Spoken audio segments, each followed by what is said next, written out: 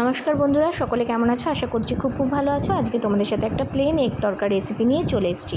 ফার্স্টে কড়াই দিয়ে দিয়েছি সর্ষের তেলটা গরম হলে ওর মধ্যে দিয়ে দিয়েছি আমি শুকনো লঙ্কা ফোড়নে, তারপরে দিয়ে দিয়েছি পেঁয়াজ কুচি। পেঁয়াজটা একটু বেশি করেই দিয়েছি, তারপরে পেঁয়াজটাকে কিন্তু হালকা লাল করে ভাজতে দিয়েছি।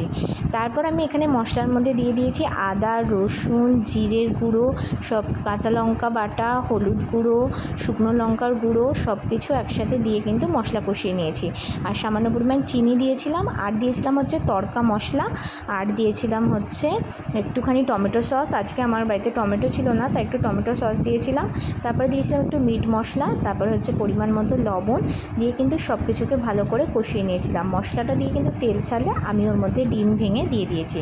তারপর ডিমটাকেও কিন্তু ভালো করে মশলার সাথে কষিয়ে নিয়েছি।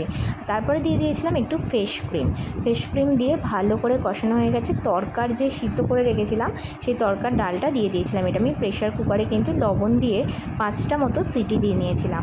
তারপরে দেখো মশলার সাথে তরকাটা ভালো করে কষানো হয়ে গেলে ওর মধ্যে আমি দিয়ে দিয়েছিলাম বাটার, আর নামানোর আগে দিয়ে দিয়েছিলাম একটু কাসৌরি মেথি। তো একদম তৈরি হয়ে গেল একদম টেস্টি এই তরকার রেসিপিটা। আর অবশ্য করেই জানিও কেমন লাগলো, আর ভালো লাগলে লাইক কমেন্ট শেয়ার করো।